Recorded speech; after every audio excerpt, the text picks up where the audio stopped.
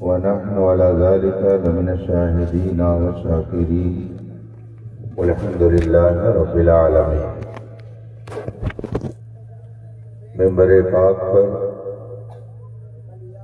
تشریف فرما علماء کرام، طلبہ علوم نبوت،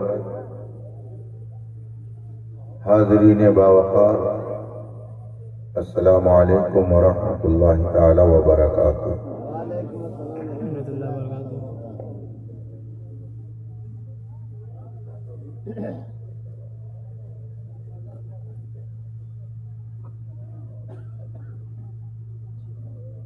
حضرات،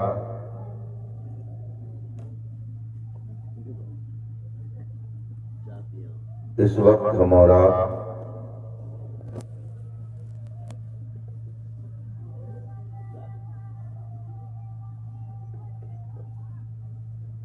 عالم اسلام کی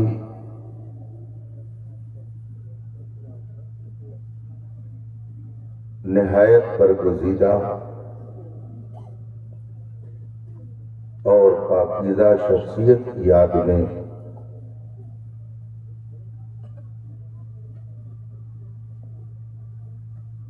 بیٹھے ہوئے ہیں۔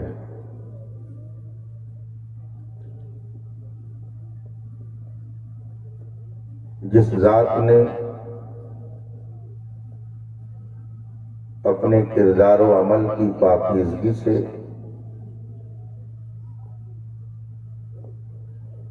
ایک جہان کو متاثر کیا،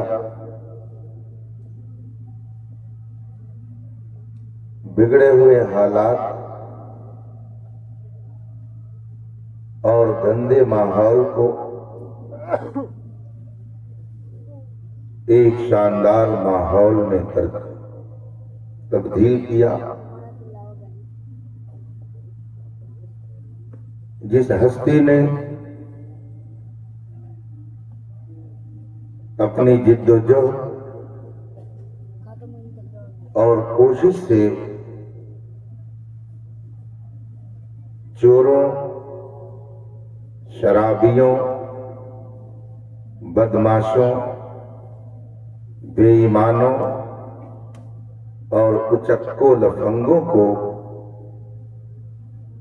اپنی نگاہ کیمیا اثر سے ایک بہترین انسان بنایا،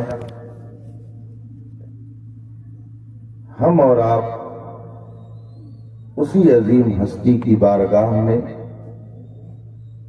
اپنی محبتوں کا نذرانہ پیش کرنے کے لیے حاضر ہیں۔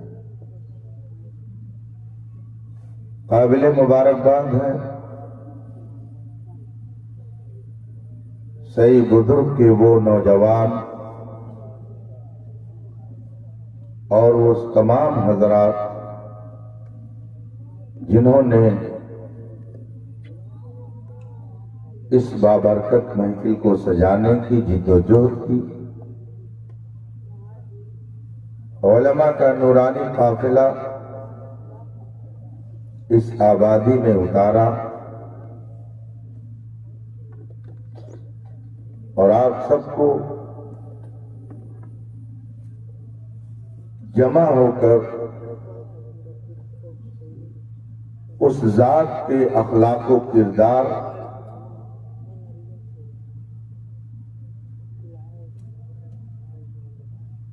سے معطر اور مشکبار ہونے کا موقع فراہم کیا۔ رب تعالیٰ اپنے حبیب پاک کے طفیل ان تمام لوگوں کو دارین کی برکتوں سے مالا مال فرمائے۔ صحیح بزرگ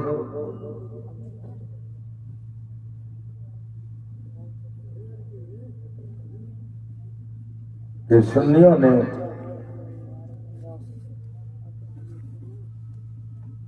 جشن غوث الورا کا انعقاد کر کے اپنی عقیدت کا بھی اظہار کیا اور اپنے عقیدے کا بھی اظہار کیا۔ اللہ تعالی ان کے عقیدے کی بھی حفاظت فرمائے اور ان کی عقیدت کی بھی حفاظت فرمائے۔ مجھ سے قبل آپ حضرات نے شاندار نعتیں سنی، خطاب بھی سنا۔ آپ سب کی خواہش کے احترام میں تھوڑی دیر میں بھی آپ کے بیچ رہوں گا۔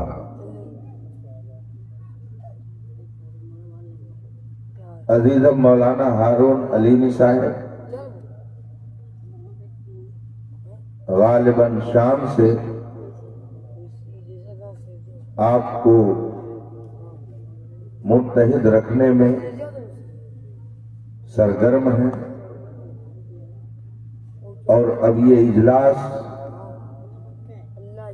جب اپنی آخری منزل کو پہنچنے والا ہے، انہوں نے آپ سب کو میرے حوالے کر دیا،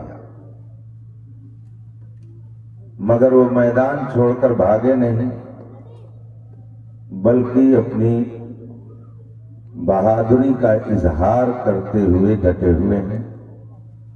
تو تھوڑی دیر آپ بھی ان کا ساتھ دیجیے گا۔ میں آپ کا زیادہ وقت نہیں لوں گا۔ جیسا کہ مجھے بتایا گیا 12 بجے تک پروگرام کو چلنا چاہیے۔ اب یہ اضافی وقت آپ بھی دے رہے ہیں اور میں بھی دے رہا ہوں۔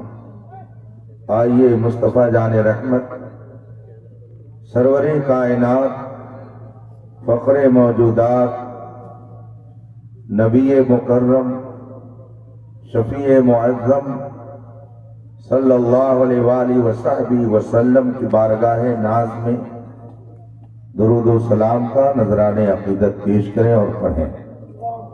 اللہم صلی علی سیدنا و مولانا محمد معدن الجود والکرم و آلہ کرام اجمعین۔ حضرات، آبادی کے لوگوں نے جشن غوث الورا منعقد کیا ہے۔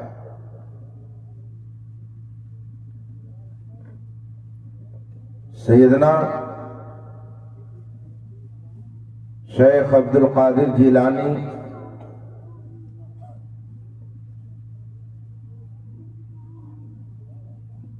جنہیں ہم اور آپ اپنی عقیدت کی زبان میں بڑے پیر صاحب کہہ کر یاد کرتے ہیں، غوث الورا اللہ کے اس محبوب بندے کا لقب ہے۔ ان کے بے شمار جلوے ہیں، ان کی زندگی کے بے شمار پہلو ہیں۔ وہ عارف باللہ ہیں، وہ ولی کامل ہیں، وہ امام الاتقیاء ہیں، وہ پیشوائے کاملین ہیں،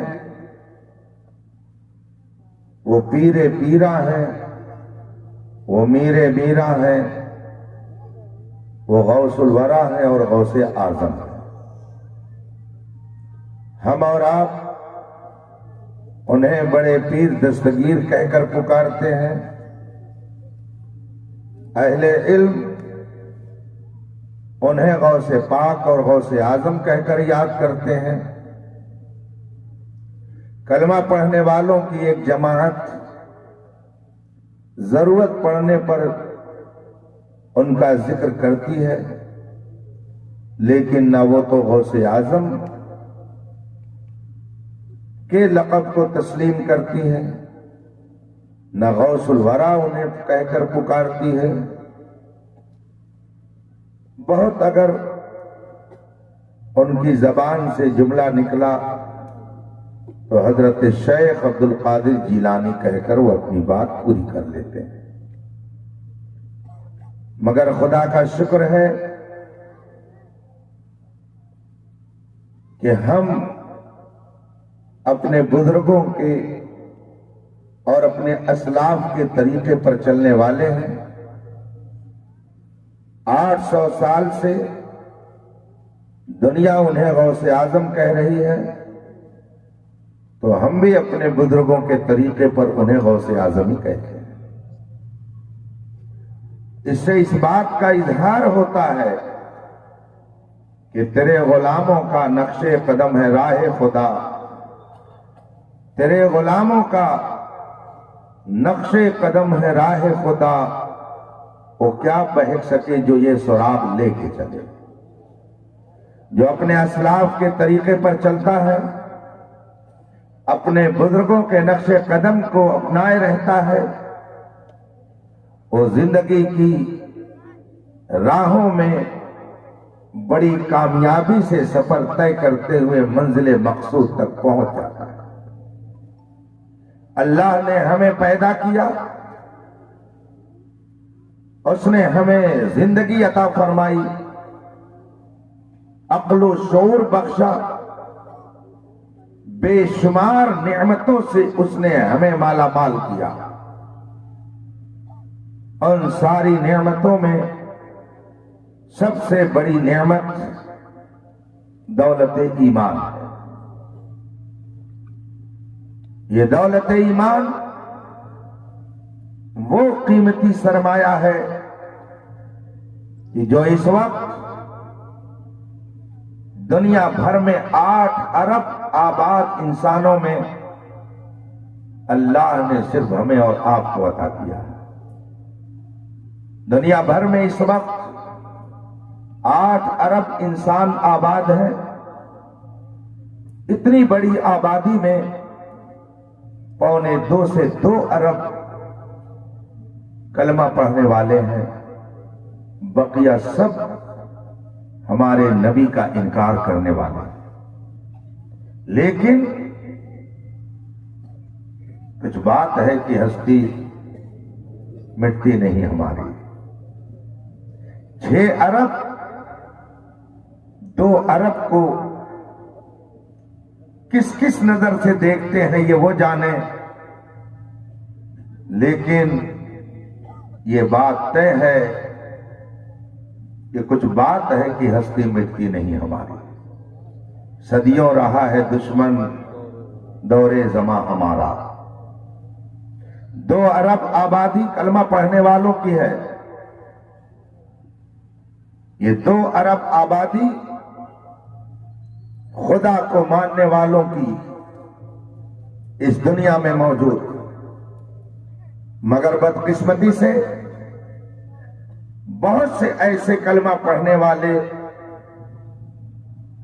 موجود ہیں کہ جنہوں نے خدا کو ماننے کا دعویٰ کرنے کے باوجود وہ بے ایمان ہو گئے۔ کلمہ پڑھنا اور ہے، ایمان کی دولت رکھنا اور ہے۔ خدا کو ماننا اور ہے، اور خدا جس کو مانے اس کو مان جایا جائے یہ اور ہے۔ ہم خدا کو ماننے کا دعویٰ کرتے ہیں تو یہ دعویٰ اسی وقت صحیح ہو سکتا ہے کہ خدا نے جس کو ماننے کا حکم دیا ہے اسے بھی مانا جائے۔ اگر ہم نے صرف خدا کو مانا اور خدا نے جسے مانا اس کا انکار کیا تو ہم خدا کا ماننے والا نہیں کہلا سکتے، خدا کا منکر کہے جائیں۔ خدا نے اپنے بارے میں فرمایا ہے، حدیث قدسی ہے، کنت کنزا مخفیہ، ارشاد خداوندی ہے میں ایک چھپے ہوئے خزانے کی طرح تھا۔ فَأَحْبَبْتُ أَنْ أُعْرَفَ، تو میں نے چاہا کہ میری پہچان ہو۔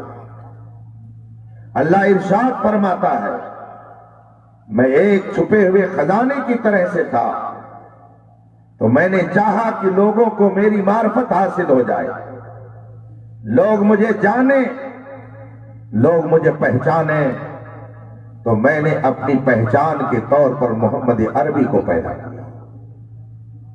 گویا نبی خدا کی پہچان بن کر کے آئے۔ میں چند باتیں آپ کے سامنے رکھوں گا جس سے آپ سمجھ سکتے ہیں کہ نبی کو خدا نے کس طرح اپنی پہچان بنا کے بھیجا۔ خداوند قدوس کے بارے میں ہمارا عقیدہ کتاب و سنت کی روشنی میں بالکل واضح ہے، اسلامی عقیدہ ہے کہ خداوند قدوس نے اس کائنات کو بنایا، وہ ہمیشہ سے ہے اور ہمیشہ رہے گا۔ چاند اسی کی قدرت سے چمک رہا ہے، سورج اسی کے حکم سے گردش کر رہا ہے، ستارے اسی کے حکم سے جھلملا رہے ہیں، سمندر اسی کے حکم سے جاری ہے، درخت اسی کے حکم سے ہرے بھرے ہیں، چرند پرند اسی کے حکم سے زندگی اور موت پاتے ہیں۔ قرآن کریم میں فرمایا گیا وَهُوَ عَلَى كُلِّ شَيْءٍ قَدِيرٌ، خدا ہر شے پر قادر ہے۔ قرآن میں فرمایا گیا تبارک الذی بیدہ الملک وَهُوَ عَلَى كُلِّ شَيْءٍ قَدِيرٌ، بلند و بالا اور برکت والی ہے وہ ذات جس کے قبضے میں حکومت اور سلطنت ہے، وہی ہر شے پر قادر ہے۔ اس کائنات میں جو کچھ ہو رہا ہے اسلامی عقیدے کے مطابق سب خدا کے ارادے، اس کی مشیت اور اس کی مرضی سے ہو رہا۔ اس کی مشیت اور چاہت کے بغیر ایک پتا بھی اپنی جگہ سے نہیں ہل سکتا ہے۔ قرآن کریم میں فرمایا گیا فعال لما یرید، وہ جو چاہتا ہے کرتا ہے۔ ما تشاءون الا ان یشاء اللہ رب العالمین، تم کچھ نہیں چاہتے بس وہی جو خدا چاہتا ہے، اس کی قدرت سے کوئی شے باہر نہیں ہے۔ وہی علم دیتا ہے، وہی حسن دیتا ہے، وہی دولت دیتا ہے۔ عقیدے اسلامی کے مطابق ایسا نہیں ہے کہ علم کوئی اور خدا دے، دولت کوئی اور خدا دے، طاقت و قوت کوئی اور دینے والا ہے، سب خدا عطا کرنے والا ہے۔ یہ اسلامی عقیدہ ہے۔ اس کے علاوہ کوئی ہستی نہیں ہے جو ہمیشہ سے ہو اور ہمیشہ رہے، یہ عقیدہ توحید ہے۔ اس کے علاوہ کوئی عبادت کے لائق نہیں ہے۔ وہ جس کو چاہے عزت دے اور وہ جس کو چاہے ذلیل کرے۔ قرآن کریم میں فرمایا گیا وَتُعِزُّ مَن تَشَاءُ وَتُذِلُّ مَن تَشَاءُ، تو جسے چاہتا ہے عزت دیتا ہے اور تو جسے چاہتا ہے اسے ذلیل کرتا ہے۔ عزت و ذلت خدا کے اختیار میں ہے، لیکن بات یہ ہے کہ ہم نے یہ کیسے جانا کہ خدا کی قدرت سے سب ہو رہا ہے؟ ہم کو کیسے معلوم ہوا خدا وہ ہے جس کی قدرت سے چاند سورج ستارے چل رہے ہیں؟ ہم کو کیسے پتا چلا خدا وہ ہے کہ جس کے اشارے اور جس کے حکم سے درختوں کے اندر ہریالی پائی جاتی ہے؟ ہم نے تو خدا کو دیکھا نہیں، آخر عقیدہ کیسے بنایا؟ ہم کو کیسے پتا چلا کہ کائنات میں جو کچھ ہوتا ہے خدا کی قدرت سے ہوتا ہے؟ اسی کو پہچانوانے کے لیے، اسی کو بتانے کے لیے رب نے اپنی قدرت کا مظہر بنا کر کے محمد الرسول اللہ کو بھیجا۔ اب نبی دنیا میں آئے، نبی کو یہ بتانا تھا کہ ایک ذات ہے، ایک ہستی ہے جسے خدا کہا جاتا ہے، وہی اس کائنات کو چلانے والی ہستی ہے، اسی کی قدرت سے چاند سورج ستارے چل رہے ہیں۔ خدا بند قدوس کی اس قدرت کو دکھانا تھا، بتانا تھا۔ اب اگر نبی مجبور ہوتا اور کوئی کہہ دیتا اے محمد عربی خدا کی قدرت کی بات کرتے ہو، تو اگر خدا ایسی قدرت والا ہے تو ذرا تم بھی کچھ کرشمہ دکھاؤ تاکہ پتا چلے کہ وہ خدا قدرت والا تجھے کیا کیا دے کے بھیجا ہے۔ تو اگر نبی مجبور ہوتا تو کوئی کلمہ نہیں پڑھتا، کوئی خدا کی معرفت حاصل نہیں کرتا۔ لیکن جب منکرین اسلام نے کہا، رسول پاک کے دشمنوں نے کہا، کلمہ کے منکروں نے کہا کہ اگر خدا موجود ہے اور اس خدا نے آپ کو نبی بنا کے بھیجا ہے اور آپ ہم کو بتا رہے ہیں کہ خدا کی قدرت سے یہ کائنات چل رہی ہے، وہ ایک ہستی ہے جو اس کائنات کو چلاتی ہے، تو اے محمد عربی ہم آپ کی بھی قدرت کچھ دیکھنا چاہتے ہیں۔ اگر آپ قدرت والے ہیں تو ذرا چاند کو کچھ ادھر ادھر کر کے بتائیے۔ میرے مصطفیٰ نے یہ نہیں فرمایا کہ میں کچھ نہیں کر سکتا ہوں، میرے نبی نے یہ نہیں فرمایا میرا اختیار چاند پر نہیں۔ جب مطالبہ کیا گیا تو میرے مصطفیٰ نے اشارہ فرمایا اور چاند کے دو ٹکڑے ہو گئے۔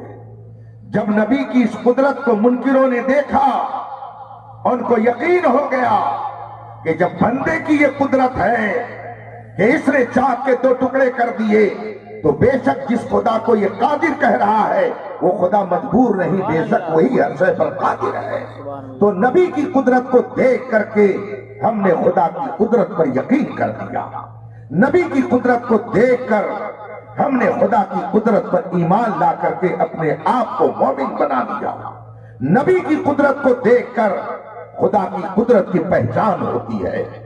ایک شخص آیا، اس نے کہا آپ اللہ کے نبی ہونے کا دعویٰ کرتے ہیں؟ میرے نبی نے فرمایا ہاں۔ اس نے کہا اگر آپ اللہ کے نبی ہیں تو یہ سامنے کھجوروں کا درخت ہے، آپ اشارہ کیجئے اور اس میں سے کوئی کھجور آ کر کے آپ کی نبوت کی گواہی دے۔ اس سے معلوم ہوتا ہے کہ کافر بھی یہ سمجھتا ہے کہ جو نبی ہوتا ہے وہ پاور لے کے آتا ہے، قدرت لے کر کے آتا ہے، وہ مجبور نہیں ہوتا۔ کیسے ہیں وہ لوگ جو نبی کا کلمہ پڑھتے ہیں اور پھر بھی کہتے ہیں کہ نبی کچھ نہیں کر سکتے، جبکہ ایک غیر بھی سمجھتا ہے کہ جو نبی ہوتا ہے وہ بہت کچھ کر سکتا ہے۔ نبی مجبور نہیں ہوتا، اس لیے کہ وہ خدا کی قدرت کی پہچان بن کر کے آیا، تو نبی اپنی قدرت کو دکھاتا ہے تاکہ نبی کی قدرت کو دیکھ کر کے خدا کی قدرت پر یقین حاصل ہو جائے۔ چنانچہ جب اس بدو نے کہا کہ اگر آپ اللہ کے نبی ہیں تو اپنا پاور دکھائیے، فرمایا کیا چاہتے ہو؟ کہا یہ سامنے کھجوروں کا درخت ہے، ذرا کھجوروں سے آپ اپنی نبوت کی گواہی دلوا دیجئے۔ اللہ کے رسول نے اس سے فرمایا جاؤ اور تم کھجور کے پاس اس سے مخاطب ہو کر کے کہو تم کو محمد عربی بلا رہے ہیں۔ اس بدو نے یہ نہیں کہا کہ میں اس درخت سے کیسے بات کروں، درخت تو میری بات سنے گا نہیں، اس لیے کہ میں تو ایک عربی اور بدو ہوں، میں اس سے کیسے مخاطب ہوں؟ انسانوں سے مخاطب ہوا جاتا ہے، وہ تو بے جان ہے۔ اس نے یہ نہیں کہا، بلکہ اس بدو نے فوراً قدم آگے بڑھایا۔ اس کا مطلب ہے کہ ایک غیر بھی یہ جانتا ہے کہ میں نبی کا اگر حکم لے کر کے جانور کے پاس تو جانور کے پاس، اگر بے جان لکڑی کے پاس جاؤں گا تو وہ بے جان لکڑی یہ نہیں دیکھے گی کہ کون لے کر کے آیا ہے، بلکہ وہ یہ دیکھے گی کس کا پیغام لے کر کے آیا ہے۔ اس نبی کے حکم پر عمل کرنا میرے لیے لازم ہے، یہ غیر بھی جانتا ہے۔ چنانچہ وہ بدو ایک کھجور کے درخت کے پاس گیا، کھجور کا خوشہ لٹک رہا تھا، اور جا کر اسے کہتا ہے چلو تم کو محمد عربی بلا رہے ہیں.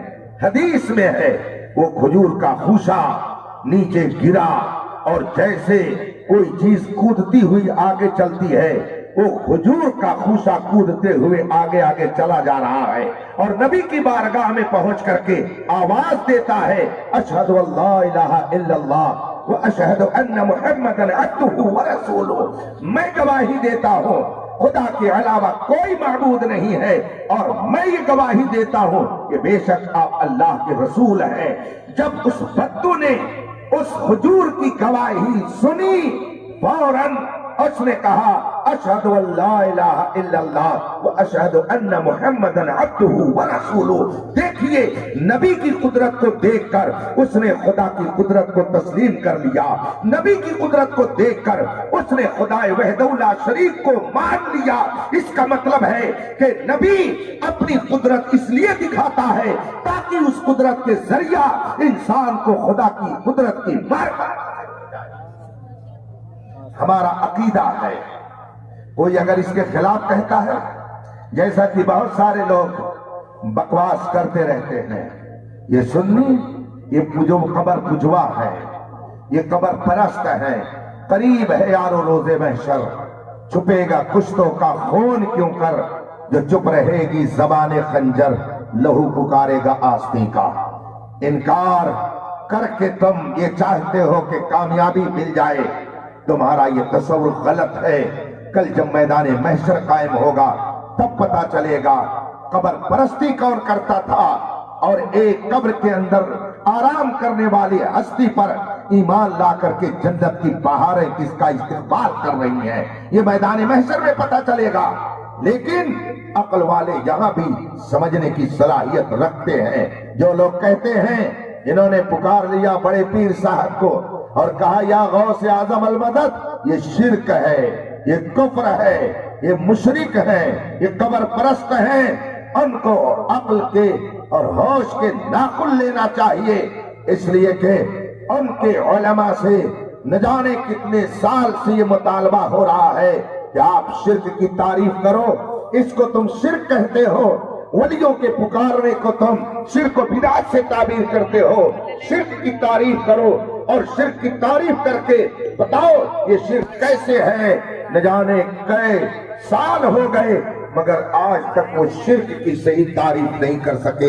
جو لوگ شرک کی صحیح تعریف نہیں کر سکتے ہیں وہ کہتے ہیں کہ اگر کسی نے کھڑے ہو کر کے سلام پڑھ دیا شرک ہو گیا, مزار پہ چادر چڑھا دی شرک ہو گیا, جا کے فاتحہ پڑھ دی شرک ہو گیا, یا غوث کہہ دیا شرک ہو گیا, یا خواجہ اجمیری کہہ دیا شرک ہو گیا. یہی وہ لوگ ہیں جن کے بارے میں کسی نے کہا ہے خدا جب دین لیتا ہے تو عقل ہے.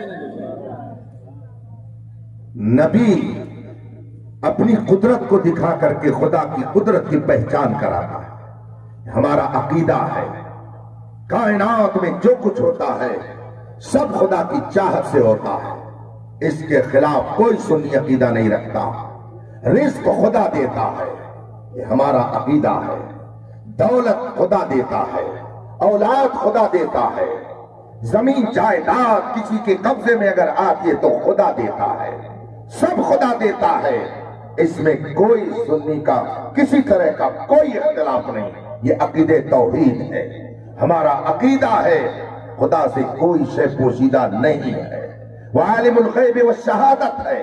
وہ دل کے حالات بھی جانتا ہے, وہ چھپی ہوئی چیز کو بھی جانتا ہے اور کھلی ہوئی چیز کو بھی جانتا ہے.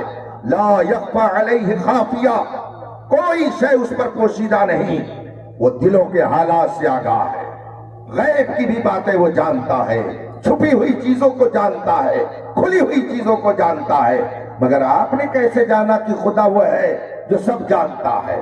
آپ کو کیسے پتا چلا کہ خدا وہ ہے جس سے کوئی شے پوشیدہ نہیں؟ تو خداوند قدوس نے اپنے عالم الغیب و شہادت ہونے کو بتانے کے لیے اپنے نبی کو اپنے علم کا مظہر بنا کر کے بھیجا۔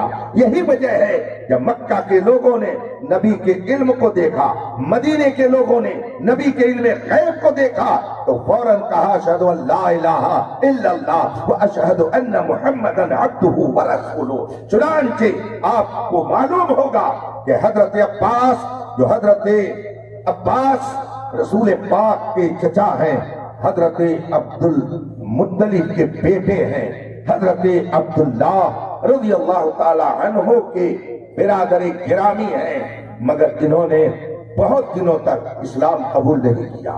اور جب رسول پاک ہجرت کر کے مدینہ طیبہ آ گئے، مکے کو آپ نے خیر بات کہا تو مکے کے لوگوں نے، کفار مکہ نے، ابو جہل اور بڑے بڑے سرغناؤں نے پلان بنایا کہ محمد عربی کا خاتمہ کر دیا جائے، نہ رہے بانس نہ بجے بانسری۔ پلان بنایا اور 1000 کا لشکر لے کر مدینے پر ان حضرات نے حملہ کر دیا، اٹیک کیا، جس کے نتیجے میں جنگ بدر واقع ہوئی۔ میدان بدر اسی موقع پر لوگوں کی نظروں کے سامنے آیا۔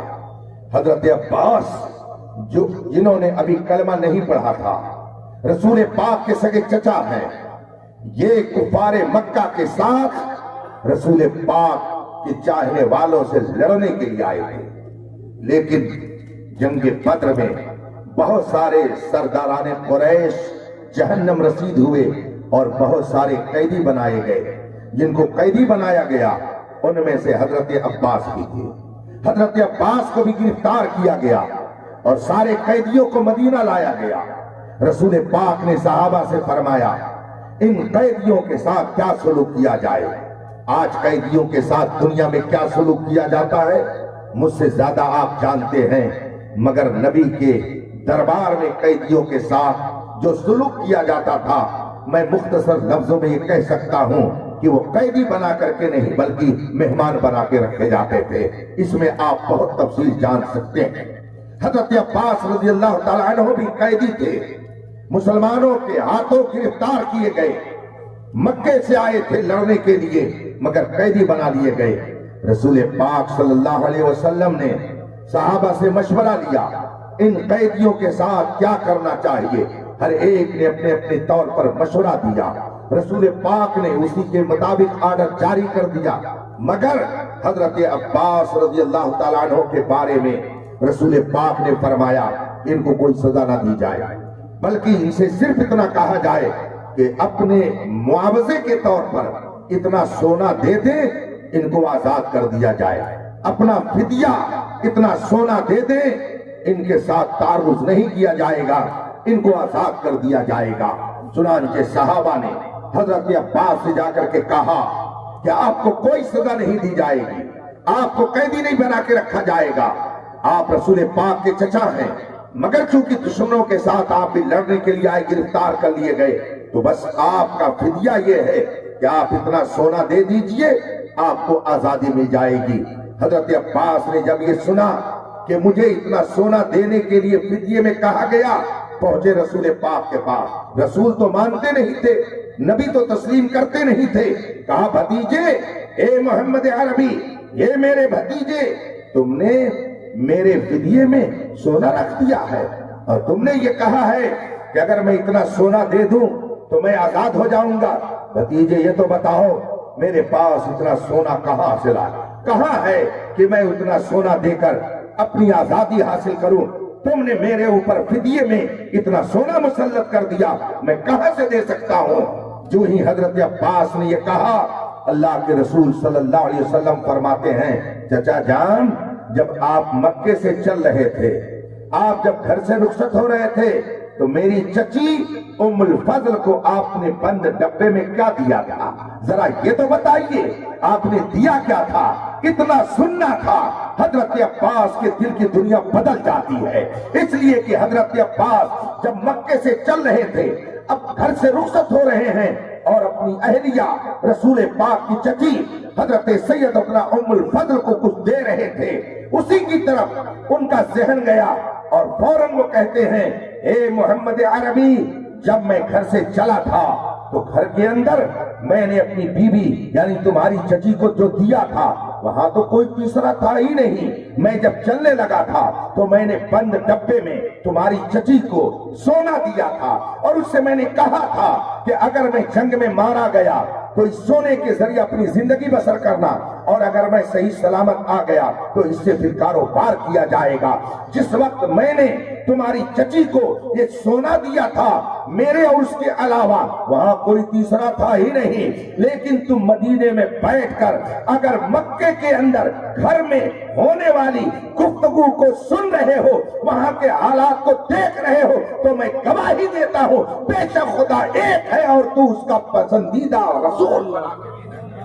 اس کا مطلب ہے کہ نبی کے علم غیب کو دیکھ کر کے حضرت عباس نے خدا کے علم غیب کو تسلیم کر لیا اور نبی کے علم غیب کے ذریعہ انہیں خدا کی معرفت حاصل ہو گئی. اب اگر کوئی کہتا ہے نبی کو پیٹھ پیچھے کی خبر نہیں اور پھر بھی کلمہ پڑھتا ہے تو ہم ایسے لوگوں کے لیے کہیں گے یا رسول اللہ تیرا کھائیں تیرے غلاموں سے الجھیں بڑے بے حیا کھانے غرانے والے. ایک کافر نبی کے علم غیب کو دیکھ لیتا ہے تو کلمہ طیبہ پڑھ کر کے رسول پاک کا وفادار بن جاتا ہے. وہ کیسے کلمہ پڑھنے والے ہیں کہ کلمہ پڑھنے کے باوجود نبی کے علم غیب کا انکار کرتے ہیں اور کہتے ہیں نبی کو تو پیچھے کی خبر نہیں. ایسے ہی موقع پر ہمیں اعلیٰ حضرت یاد آتے ہیں جو ہم کو یہ بتاتے ہیں کہ جو تم سے یہ کہے کہ نبی پیچھے کی خبر نہیں رکھتے ان سے تم للکار کر کے کہو اور کوئی غیب کیا تم سے نہا ہو بھلا جب نہ خدا ہی چھپا تم پہ کرو. نبی کے علم کو دیکھ کر کے خدا کی معرفت حاصل ہوئی. مدینہ طیبہ میں ایک بہت بڑے عالم تھے مگر وہ یہودی عالم تھے. ابھی انہوں نے کلمہ نہیں پڑھا تھا ابھی وہ مسلمان نہیں ہوئے تھے مدینے میں رہتے تھے. ان کا نام حضرت عبداللہ ابن سلام ہے. جب رسول پاک مدینہ طیبہ جلوہ گر ہوئے ایک روز حضرت عبداللہ ابن سلام رسول پاک کی بارگاہ میں پہنچے اور انہوں نے کہا میں نے یہ سنا ہے کہ آپ نے نبوت کا دعویٰ کیا ہے آپ رسالت کے مدعی ہیں آپ کہتے ہیں کہ اللہ نے مجھے نبی بنا کے بھیجا ہے. میرے مصطفیٰ نے ارشاد فرمایا ہاں بے شک اللہ نے مجھے نبی بنا کے بھیجا میں اللہ کا نبی اور اس کا پیغمبر اور اس کا رسول ہوں. حضرت عبداللہ ابن سلام فرماتے ہیں کہ میں نے رسول پاک سے کہا کہ اگر آپ اللہ کے رسول ہیں اور آپ خدا کی طرف سے منتخب نبی اور پیغمبر ہیں اور آپ کے پاس خدا کی طرف سے پیغام اور وحی آتی ہے تو میرے 3 سوالوں کا جواب دے دیجئے میں آپ کو نبی تسلیم کر لوں گا. اللہ کے رسول نے یہ نہیں فرمایا میں کچھ نہیں جانتا ہوں تم کیسے سوال کرو گے مجھے کیا پتا میں کوئی بات نہیں جانتا میں تمہارے سوالوں کا جواب کیسے دوں گا. جب حضرت عبداللہ ابن سلام نے فرمایا کہ میں آپ سے 3 سوال کرتا ہوں اگر آپ نے ان کا جواب دے دیا اور آپ کی معلومات میں ان کا جواب ہے تو میں آپ کو اللہ کا نبی تسلیم کر لوں گا. رسول پاک نے فرمایا بتاؤ تمہارے سوالات کیا ہیں.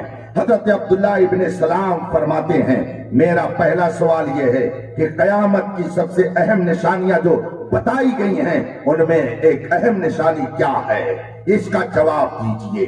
دوسرا میرا سوال یہ ہے کہ جب جنتی جنت میں چلے جائیں گے تو اللہ کی طرف سے ان کو کھانے کی جو چیزیں ملیں گی ان میں سب سے پہلی چیز کیا ہوگی جو جنت میں اللہ تعالیٰ جنتیوں کو عطا کرے گا. اور تیسرا سوال یہ ہے کہ جب کسی کے گھر میں بچے کی پیدائش ہوتی ہے تو دیکھا یہ جاتا ہے کہ وہ بچہ کبھی ماں کی شکل پر ہوتا ہے کبھی باپ کی شکل پر ہوتا ہے ایسا کیوں ہوتا ہے آپ اس کا جواب دیجئے. یہ 3 سوال حضرت عبداللہ ابن سلام نے کیا.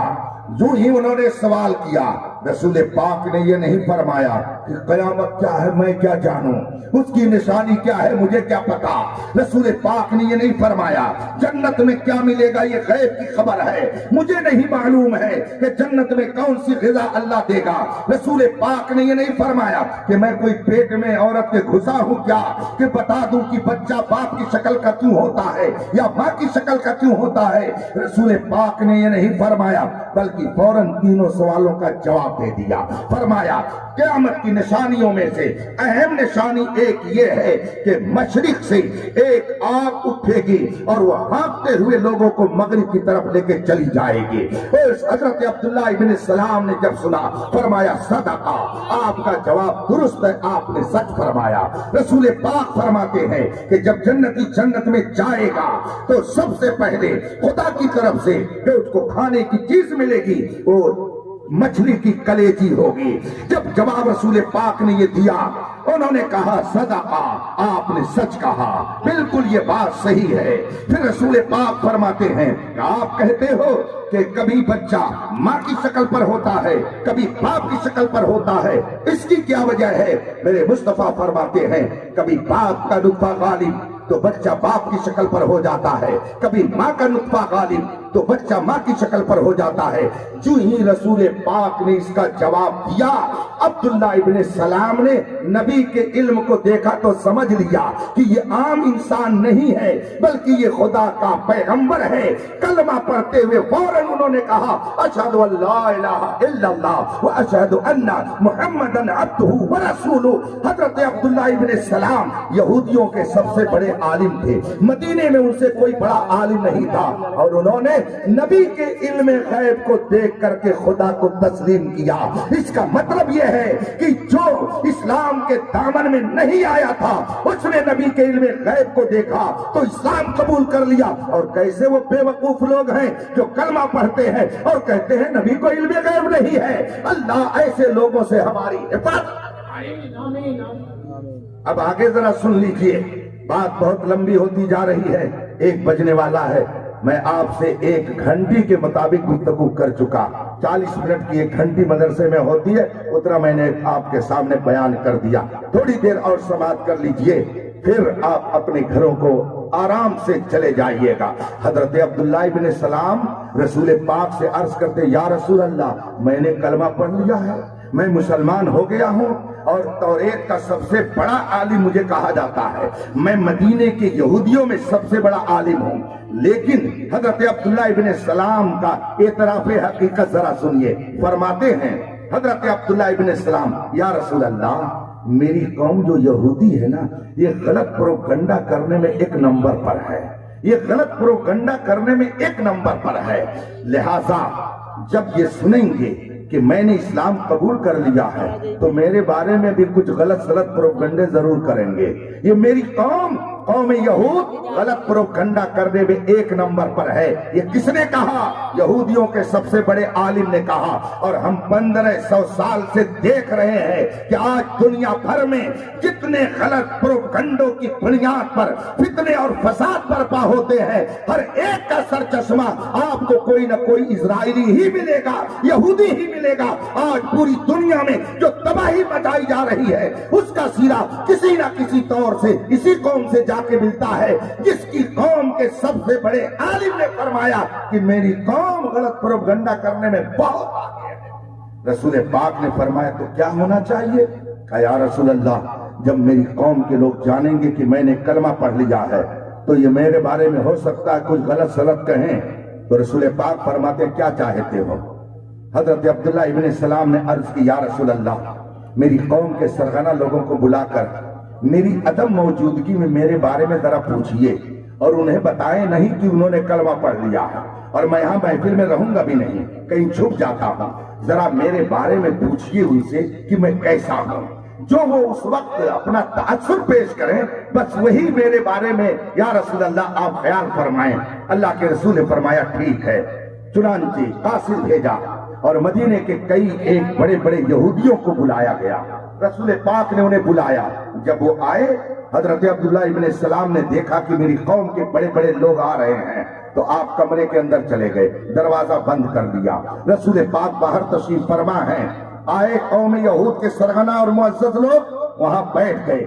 رسول پاک نے ان سے فرمایا کہ ہم نے تمہیں ایک مقصد کے تحت بلایا ہے. کہا کیا مقصد ہے؟ کہا آپ کی قوم میں کوئی عبداللہ ابن السلام نام کا آدمی ہے؟ رسول پاک نے جب یہ فرمایا قوم نے کہا ہاں ہم میں عبداللہ ابن السلام ہیں. رسول پاک نے فرمایا وہ کیسے ہیں، ان کا کیا حال ہے، ان کی کیا پوزیشن ہے؟ تو فوراً انہوں نے کہا، بخاری شریف کی میں حدیث کا ترجمہ سنا رہا ہوں اور آگے جو جملہ میں آپ سے عرض کروں گا یہ خود بخاری شریف میں موجود ہے۔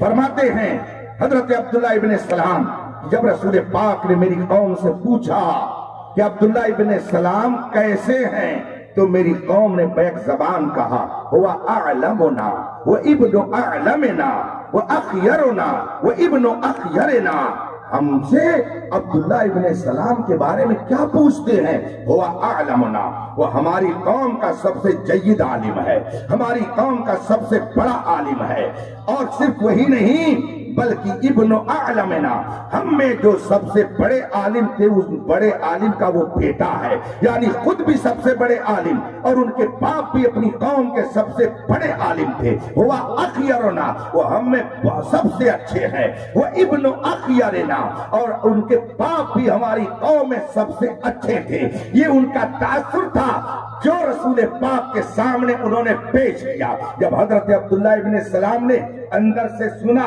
کہ میری قوم میرے بارے میں یہ کہہ رہی ہے، دن سے دروازہ کھولا اور کہتے، یا رسول اللہ، اشہد ان لا الہ الا اللہ و اشہد ان محمدن عبدہ و رسولہ۔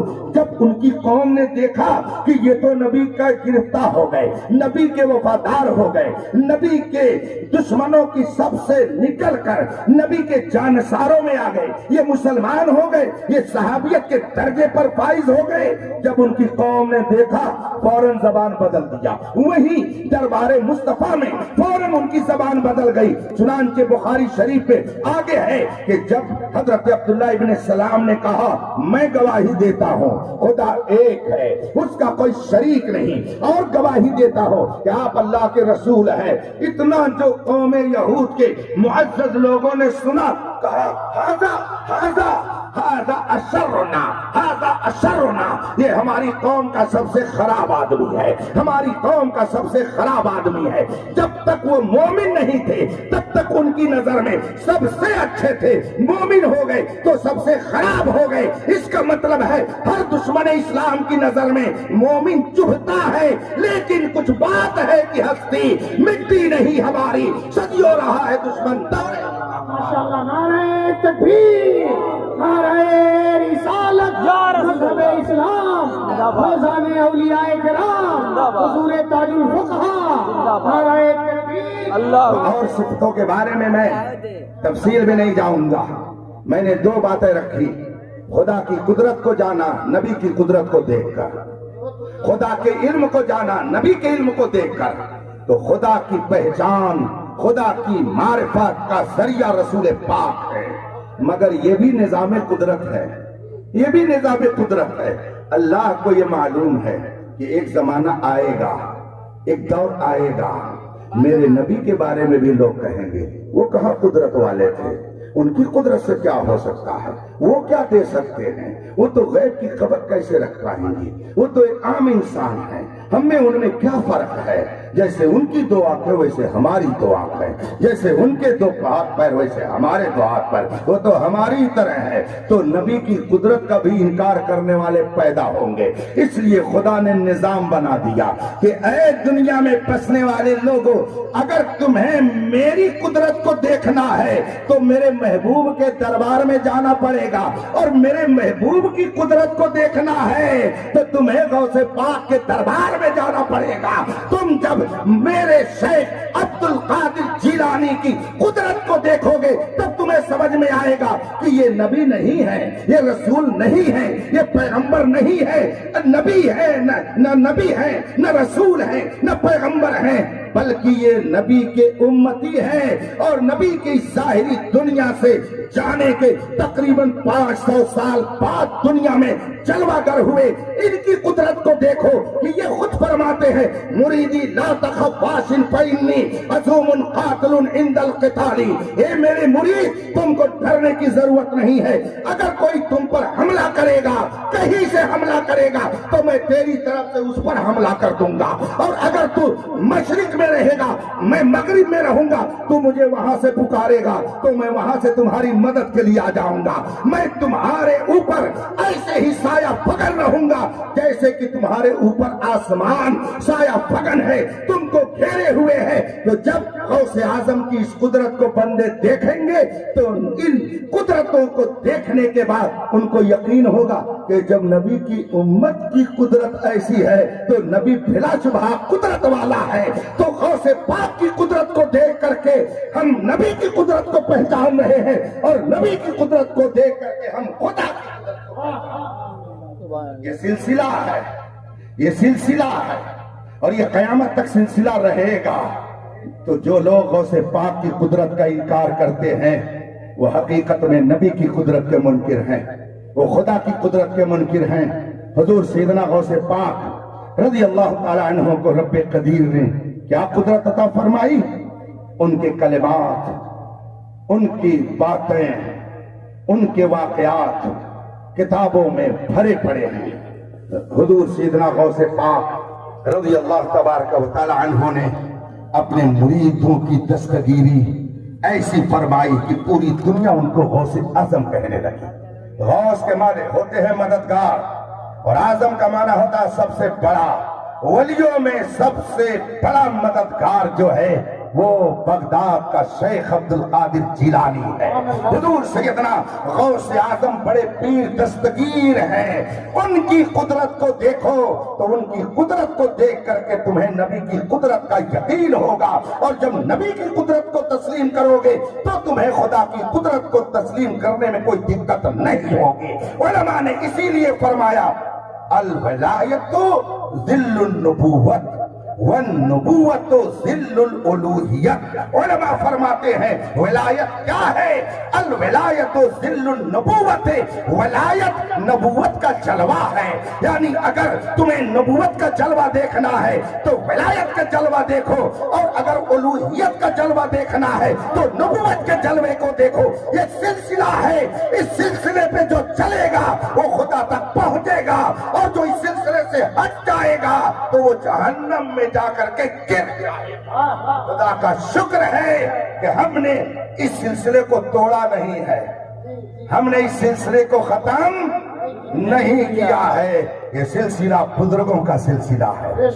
سیدنا خواجہ غریب نواز ہندوستان آئے، اگر مجبور ہو کر کے آتے تو کیا کر پاتے؟ مختار ہو کر کے آئے تو جس نے کہا پانی نہیں دیں گے، فرمایا تو ٹھیک ہے، پھر کیا کیا دینا پڑے گا وہ تو وقت بتائے گا، اور اگر تم مجھے کھانا نہیں دو گے تو تمہیں کھڑاؤں کھلاؤں گا، پھر تو اتنا دماغ تمہارا صحیح کروں گا کہ تم صحیح ہو کر کے میرے دربار میں آ جاؤ گے۔ کھڑاؤں پھینکی، اس کو تڑا تڑ جا کر کے کھڑاؤں لگنے لگی، دماغ صحیح ہو گیا، نیچے آ گیا۔ اس سے پتا چلتا ہے کہ دائرہ اسلام میں لوگ آسانی سے نہیں آتے ہیں، کھڑاؤ کھانی پڑتی ہے اور بھی کچھ کھانا پڑتا ہے تب وہ آتے ہیں۔ اسی لیے رسول پاک صلی اللہ علیہ وسلم نے خدا کا پیغام ہم تک پہنچایا، ان بطش ربک لشدید، تیرے رب کی پکڑ بہت سخت ہے، اس پکڑ سے اگر بچنا ہے تو میرے دامن کو پکڑ لے، خدا اپنی پکڑ سے تمہیں محفوظ۔ اس لیے رفیقان محترم، آپ اگر سیدنا غوث پاک رضی اللہ تعالی عنہ کی یاد میں اس محفل کو منعقد کیے ہوئے ہیں تو آپ اس بات پر بھی یقین رکھیے کہ سچی عقیدت اگر آپ کو غوث پاک سے ہوگی تو غوث پاک آپ کو ذلیل و رسوا نہیں ہونے دیں گے۔ اعلیٰ حضرت فرماتے ہیں کیا دبے جس پہ حمایت کا ہو پنجہ تیرا، شیر کو خطرے میں لاتا نہیں کتا تیرا۔ غوث پاک کے کتے بھی بڑے بڑے دشمنوں کے شیر کو پھاڑ کر کے رکھ دیتے ہیں۔ اس لیے اگر آپ کمزور ہوں تو اس کمزوری سے آپ کو پریشان نہیں ہونا چاہیے۔ ہم کمزور ہیں نا، لیکن آقا تو بڑا طاقتور ہے۔ ہم کمزور ہیں مگر غوث پاک بڑی قدرت والے ہیں۔ بد سہی، چور سہی، مجرم و ناکارہ سہی، اے وہ کیسا ہی صحیح ہے تو کریمہ تیرا، ہے تو غوث پاک کے، ہے تو سیدنا شیخ عبد القادر جیلانی کے، ہے تو ان کے وفاداروں میں، ان کے وفاداروں میں جو رہے گا انشاءاللہ جنت کی بہاریں اس کا استقبال کریں گی۔ میرے مرشد صرف میرے ہی مرشد نہیں، کروڑوں کے مرشد جنہیں تاج الشریعہ کہا جاتا ہے، جنہیں نبیر اعلیٰ حضرت کہا جاتا ہے، آپ میں سے ابھی کچھ لوگ ہوں گے جنہوں نے ان کا دیدار کیا ہوگا۔ سیدنا تاج الشریعہ رحمت اللہ علیہ ارشاد فرماتے ہیں، اے میرے اوپر بھونکنے والوں سنو، میں تو چلا۔ فرماتے ہیں اختر قادری خلد میں چل دیا، میں تو چلا لیکن میں پیغام دے کے جا رہا ہوں۔ میں تو چل دیا اس لیے کہ میں قادری ہوں، قادری نسبت میرے اندر ہے، میں قادری نسبت رکھتا ہوں۔ غوث پاک کے کرم سے میں تو خلد میں چل دیا لیکن تم کو پیغام دے کے جا رہا ہوں کہ اگر تم بھی قادری رہو گے تو تم بھی وہیں جاؤ گے جہاں میں جا رہا ہوں۔ اختر قادری خلد میں چل دیا، خلد واہ ہے ہر ایک قادری کے لیے۔ اگر قادری غلام بن کے رہیں گے انشاءاللہ جنت کی بہاریں آپ کا استقبال کرتی ہیں۔ بات آ گئی تو آخر میں چلتے چلتے سن لیجئے، میں گیا ہوا تھا بغداد شریف آج سے تقریباً 7-8 سال پہلے۔ بغداد معلیٰ میری حاضری ہوئی، میں نے سیدنا غوث پاک رضی اللہ تعالیٰ عنہ کی بارگاہ میں حاضری دی۔ یہاں لوگ کہتے ہیں یا غوث کہنا شرک ہے، یہ کہنا شرک ہے، وہ کہنا شرک ہے۔ میں نے وہاں دیکھا سیدنا غوث پاک کے آستانے قدس پر 5-6 افریقی آئے۔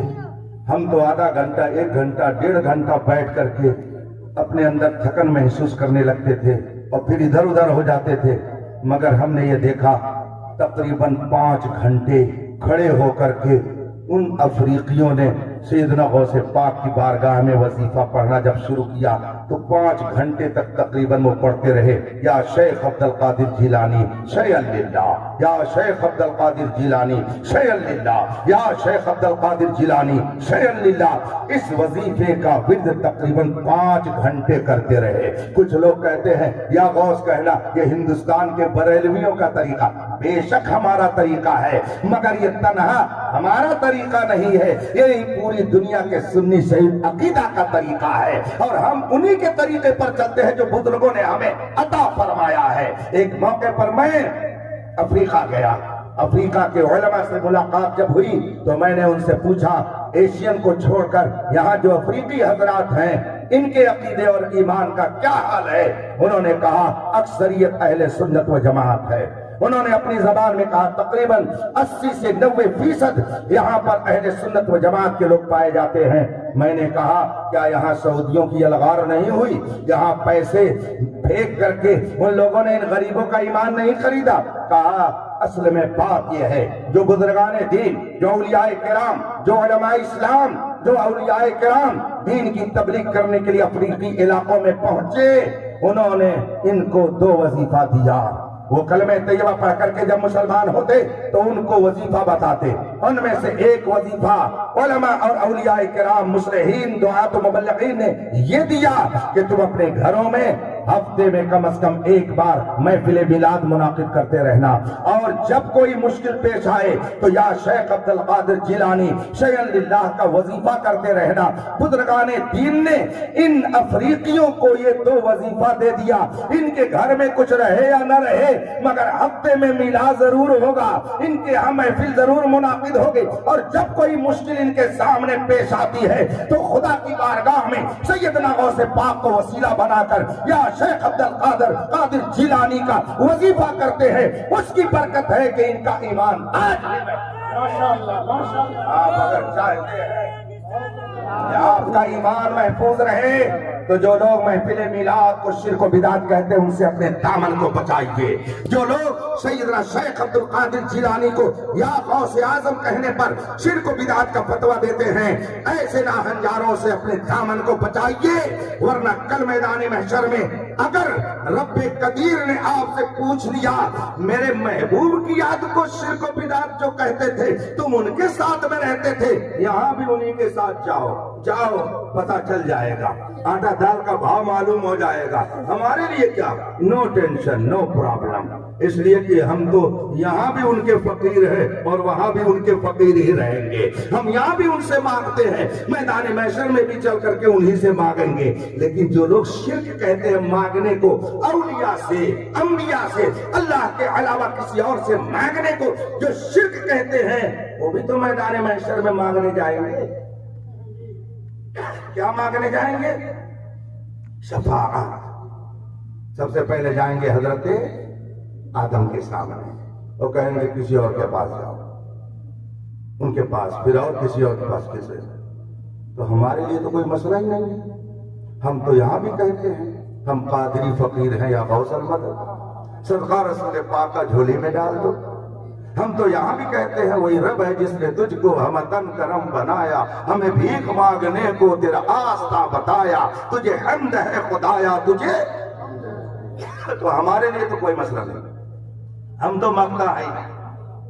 یہ اور بات ہے کہ ہم کسی دنیاوی درباری کے مانگتا نہیں ہیں، ہم رسول پاک کے در کے مانگتا ہیں، ہم رسول پاک کے در کے بھکاری ہیں۔ اور ہمیں کیا، مانگتا تو ہے مانگتا، کوئی شاہوں میں دکھا دو جس کو میرے سرکار سے ٹکڑا نہ ملا ہو۔ جو بھی کھاتے ہیں رسول ہی کا کھاتے ہیں، بس فرق یہ ہے کہ کوئی کھا کے گنگناتا ہے اور کوئی کھا کے غراتا ہے۔ جو غراتا ہے ان کے لیے میرا رضا کہتا ہے تیرا کھائیں تیرے بہت بے حیا کھانے، اور ہم کیا کہتے ہیں، کھاتے ہیں تیرے در کا، پیتے ہیں تیرے در کا، پانی ہے تیرا پانی، دانا ہے۔ اور آدمی جس کی کھاتا ہے اس کی گاتا ہے، تو صرف گاتے ہی نہیں ہیں بلکہ ہم یہ بھی کہتے ہیں یا رسول اللہ زمین و زمان تمہارے لیے، مکین و مکان تمہارے لیے، بنے دو جہاں تمہارے لیے، بلکہ ہمارے منہ میں دہن میں زبان تمہارے لیے، بدن میں ہے جان، ہم آئے یہاں تمہارے لیے، جائے بھی وہاں تمہارے لیے۔ تو ہمارے دل سے محبت نبی کو کون ختم کر سکتا ہے؟ ہماری رگوں میں اگر خون گردش کر رہا ہے تو محبت نبی کی برکت سے، ہمارے سینوں میں دھڑکن ہے تو محبت نبی کے ساتھ دھڑک رہا ہے، اگر ہماری آنکھوں میں روشنی ہے تو مصطفیٰ کے صدقے میں، اگر دماغ سوچنے کا، شعور رکھنے کا اگر کچھ اپنے اندر رکھتا ہے، کیپیسٹی رکھتا ہے، صلاحیت رکھتا ہے، تو یہ مصطفیٰ کے صدقے میں ہمارا پورا وجود کیا، بلکہ وہ جو نہ تھے تو کچھ نہ تھا، اور وہ جو نہ ہو تو کچھ نہ ہو، جان ہے وہ جہان کی جان ہے تو آدمی اپنے جان سے تو محبت کرتا ہی ہے، چاہے کوئی کہے یا نہ کہے۔ منہ پہ تالا لگ سکتا ہے، دل پہ تھوڑی تالا لگ سکتا ہے۔ میں واقعی کربلا جب بیان کرتا ہوں تو کبھی کبھی کہتا ہوں ظلم سے زمین پر قبضہ ہو سکتا ہے، ظلم سے زمین پر قبضہ ہو سکتا ہے۔ میں مثال کے طور پر کہہ رہا ہوں، ایسا نہیں کہ ایسا ہی ہو۔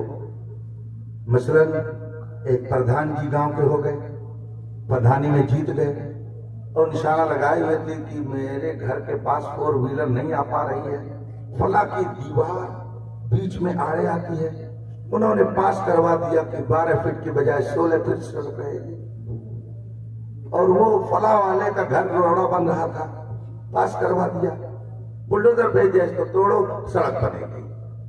تو ظلم سے زمین پر قبضہ ہو سکتا ہے، ظلم سے زمین پر قبضہ کیا جا سکتا ہے مگر ضمیر پر قبضہ نہیں کیا جا سکتا۔ میدان کربلا میں یزید نے ظلم سے عراق کی زمین پر تو قبضہ کر لیا مگر مسلمانوں کے ضمیر پر قبضہ یزید کا نہیں ہے، میرے حسین کا۔ حسین کا قبضہ ہمارے دل پر ہے۔ حضور سیدنا امام حسین ہمارے دل پہ اگر قابض نہ ہوتے تو آج ہماری آبادی کے بچے یہ نہ کہتے قتل حسین اصل میں مرگ یزید ہے، اسلام زندہ ہوتا ہے تو ظلم کی بنیاد پر زمین پر قبضہ ہو سکتا ہے، مگر ظلم کی بنیاد پر زمین پر قبضہ نہیں ہو سکتا۔ زمین پر قبضہ ہوتا ہے تو صداقت کا، زمین پر قبضہ ہوتا ہے تو امانت کا، زمین پر اگر قبضہ ہوتا ہے تو سچائی کا۔ میرے مصطفیٰ سراپا سچائی ہے، اسی لیے ہمارے دل پر کسی اور کا قبضہ نہیں ہے، محمد رسول اللہ۔ یوں تو سب انہی کا ہے، یوں تو سب انہی کا ہے، پر دل کی اگر پوچھو یہ ٹوٹا ہوا دل بھی خاص ان کی کمائی ہے، یہ ٹوٹا ہوا دل بھی خاص ان کی کمائی ہے۔ اور پھر ان کے توسل سے غوث اعظم کے دل کو دل دیا تو اعلیٰ حضرت نے فرمایا یہ دل یہ جگر ہے، یہ آنکھیں یہ سر ہے، جہاں چاہو رکھو قدم غوث اعظم۔ تو ہمارا وجود ہمارے لیے نہیں ہے، ہمارا وجود ہمارے بزرگوں کے لیے ہے۔ ہمارے وجود میں ہمارے بزرگوں کی محبت ایسے ہی دوڑتی ہے جیسے کہ رگوں میں خون دوڑتا ہے۔ خون کے بغیر انسان زندہ نہیں رہ سکتا ہے، محمد رسول اللہ کی محبت کے بغیر ایک مومن زندہ نہیں رہ سکتا ہے۔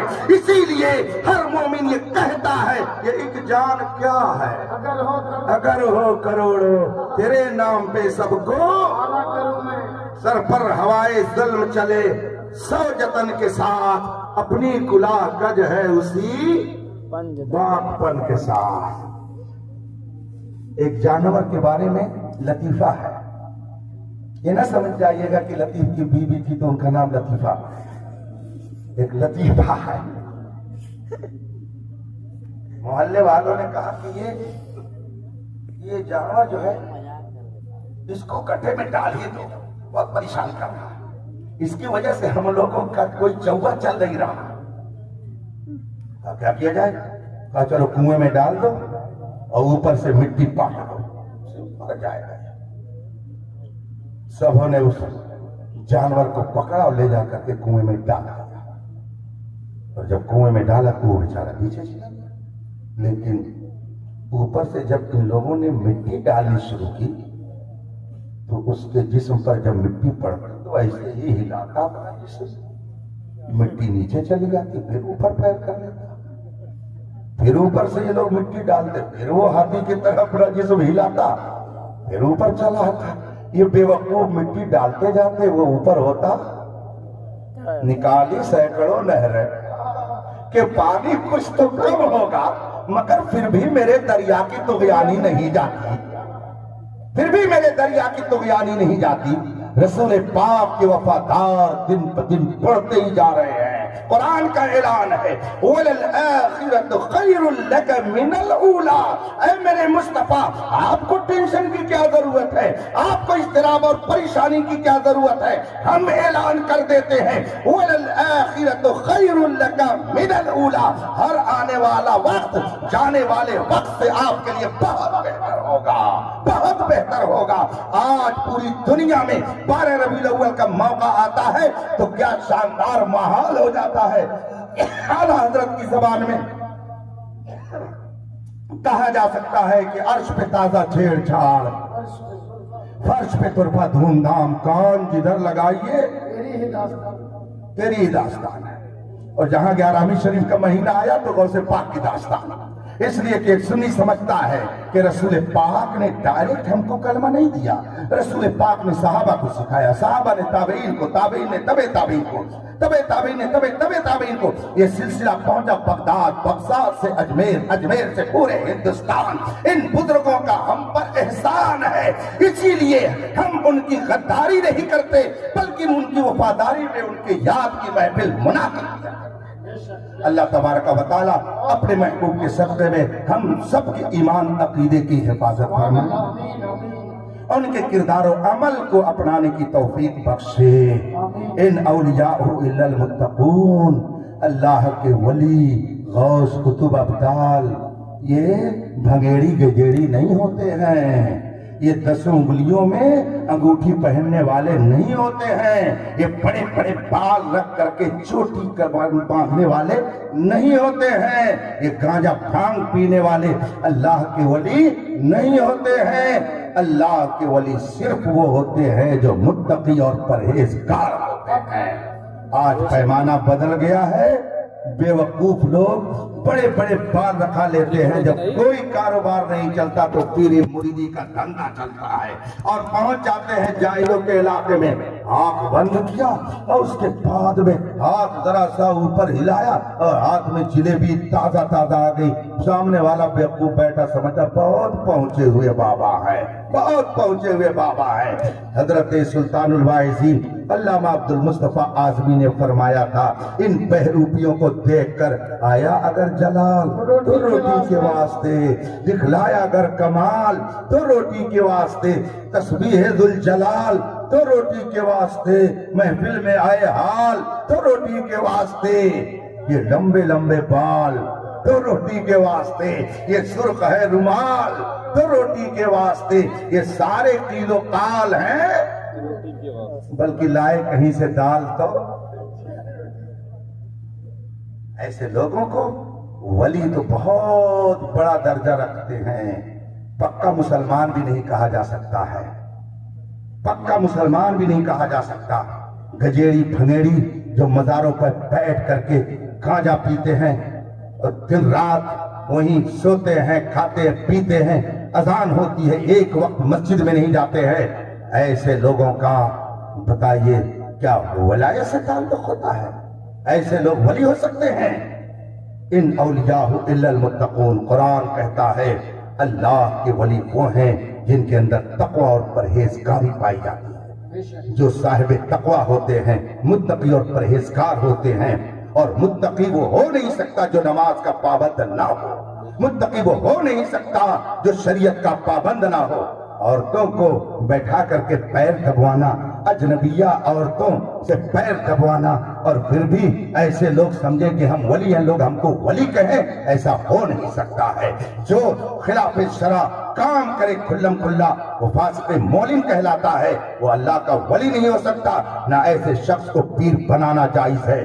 پیر بننے کے لیے 4 شرطوں کا ہونا ضروری ہے۔ اس میں سب سے پہلی شرط یہ ہے کہ سنی صحیح العقیدہ ہو، سنی صحیح العقیدہ ہو۔ بہت سے ایسے پیر ہیں کہتے ہم فلاں خانقاہ کے، ہم ڈھیکا خانقاہ کے ہیں، وہ کسی خانقاہ کا ہو، ہم تو الحمدللہ ایسا پختہ عقیدہ رکھتے ہیں، چاہے کوئی مکے سے آئے، چاہے کوئی مدینے سے آئے، ہم اس کو نہیں دیکھتے، ہم یہ دیکھتے ہیں کہ مصطفیٰ کی محبت لے کر کے آیا ہے کہ نہیں، رسول پاک کی شریعت کی اتباع لے کر کے آیا ہے کہ نہیں۔ اسی لیے چاہے کوئی مکے کی مسجد کا امام ہو، چاہے کوئی مدینے کی مسجد کا امام ہو، اس سے ہمارے اوپر کوئی فرق نہیں پڑتا، ہم یہ دیکھتے ہیں کہ مصطفیٰ کا وفادار ہے کہ نہیں ہے۔ اس لیے اگر کوئی شخص سنی صحیح العقیدہ نہیں ہے، بد مذہبوں سے دوستی رکھتا ہے، رافضیت اور مولائیت کے فتنے میں وہ گرفتار ہے، تو وہ پیر بنانے کے لائق کبھی نہیں ہو سکتا۔ میر عبدالواحد بلگرامی سید السادات ہیں، بلگرام شریف کے سادات کرام کے مور سے اعلیٰ ہے۔ ان کی کتاب سبع سنابل شریف ہے، اس میں وہ تحریر فرماتے ہیں سب سے پہلی شرط یہ ہے کہ پیر سنی صحیح العقیدہ ہو۔ اگر عقیدہ گڑبڑ تو اسے پیر نہیں بنایا جا سکتا، ورنہ نتیجہ کیا ہوگا؟ خود بھی ڈوبے ہیں صنم، تم کو بھی ڈوبے ہیں۔ آج کل لوگ کہتے ہیں نا مولانا کی مان کہ پیر صاحب کی مان، جاؤ نا جہنم میں پیر صاحب کی مان کے۔ پیر صاحب کہتے ہیں حضرت امیر معاویہ ایسے تھے ویسے تھے، اور حدیث کہتی ہے، قرآن کہتا ہے میرے مصطفیٰ کے سارے صحابی جنتی ہیں۔ کل وعد اللہ الحسنہ، میں نے سارے صحابہ سے، اللہ فرماتا کل وعد اللہ الحسنہ، سارے صحابہ سے میں نے جنت کا وعدہ کر دیا، سب عادل ہیں، سب ثقہ ہیں، سب متقی، سب پرہیزگار ہیں۔ یہ تو حدیث اور قرآن کہتا ہے۔ اور پیر صاحب کہتے ہیں کہ امیر معاویہ قاتل تھے، لٹیرے تھے، باغی تھے، ظالم تھے۔ ظالم وہ کہنے والا ہے، منافق وہ ہے، باغی وہ ہے جو صحابہ کو ظالم کہے، فاسق کہے۔ اس سے پڑھ کر کے فاسق اور ظالم کون ہو سکتا ہے؟ رسول پاک جسے اپنا بتائیں، رسول پاک جس کو اپنے جانثاروں میں مانے، قرآن کی آیت جن کے بارے میں نازل ہوئی کہ رسول پاک کے سارے صحابی جنتی، یہ کہیں کہ وہ فاسق ہے، وہ باغی ہے، وہ ظالم ہے، خخار ہیں، بلکہ پاس بے ہے کہتے وہ منافق ہیں، جو حضرت امیر معاویہ کی شان میں بھوکے۔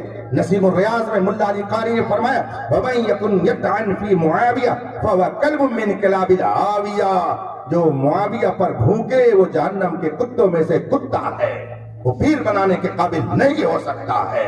اس لیے میر عبدالواحد بلگرامی فرماتے ہیں حال پیر بننے کے لیے سب سے پہلی شرط یہ ہے کہ سنی صحیح عقیدہ ہو، دوسری شرط یہ ہے کہ وہ عالم دین ہو، اور تیسری شرط یہ ہے کہ وہ سلسلہ اپنا صحیح رکھتا ہو، وہ اس کو خلافت اگر ملی ہو تو کسی صحیح خلیفہ اور پیر سے ملی ہو، پھر اس کو اس کے پیر، پھر اس کو اس کے پیر، رسول پاک تک کے خلافت کا سلسلہ پہنچتا ہو، متصل ہو۔ اور چوتھی شرط یہ ہے کہ فاسق مولن نہ ہو، اعلانیہ نماز نہ چھوڑتا ہو، جھوٹ نہ بولتا ہو، بدکاری میں نہ ملوث ہو۔ جب کسی کے اندر یہ چار شرطیں پائی جائیں تو اب وہ پیر بنانے کے قابل ہے، ورنہ پیر بنانے کے قابل نہیں ہے۔ اس لیے اگر آپ کسی کو پیر بنائیں تو پہلے ان چاروں شرطوں کو دیکھ لیں۔ میں تعریف کے طور پر نہیں کہ عزیزم مولانا ہارون سلم ہر دم ان کے ساتھ رہتے ہیں، ہمارے صوفی نظام الدین رحمت اللہ علیہ کی ذات ایسی ہی تھی کہ جو تقوی کے ایسے ہی معیار پر اپنے آپ کو رکھ چکی تھی جو اللہ کی رضا پا لیتے ہیں۔ یہ لوگ تھے جو واقعی جامع شرائط پیروں میں تھے۔ ایسے لوگوں سے مرید ہوئیے تاکہ آپ کا ایمان محفوظ رہے۔ ہر کس و ناکس کو نہ دل دیا جاتا ہے، نہ ہر کس و ناکس کو ہاتھ دیا جاتا ہے، نہ ہر کس و ناکس کے سامنے سر جھکایا جاتا ہے، نہ ہر کس و ناکس کے دسترخوان پہ جا کے کھایا جاتا ہے۔ یہ آپ اپنی حیثیت رکھیے اور پہچانیے۔ نماز کی پابندی کیجیے، سرکار غوث پاک نے نماز کی پابندی فرمائی۔ جھوٹ فریب مکر سے دور رہیے، سیدنا غوث پاک کی یہ تعلیم ہے۔ سیدنا غوث پاک نے فرمایا کہ صحابہ میں جو اختلافات ہوئے، جو ان اختلاف کو عام لوگوں میں ذکر کرے، یہ بہت بڑا جرم ہے، حرام حرام حرام ہے۔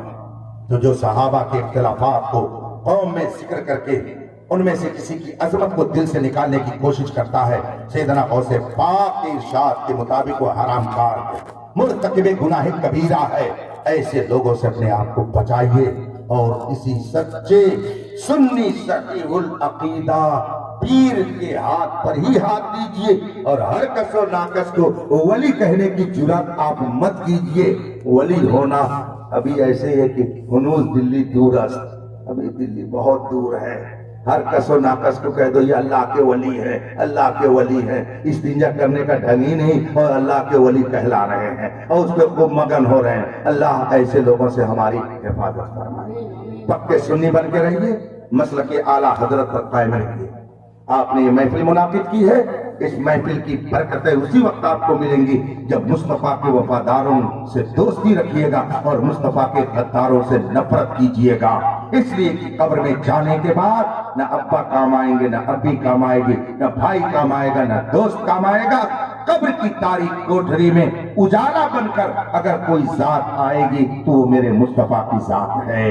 اعلیٰ حضرت نے فرمایا قبر میں لہرائیں گے تا حشر چشمے نور کے جلوہ فرما ہوگی جب طلعت رسول اللہ۔ اسی لیے انہیں جانا، انہیں مانا، نہ رکھا للہ الحمد میں دنیا سے مسلمان گیا۔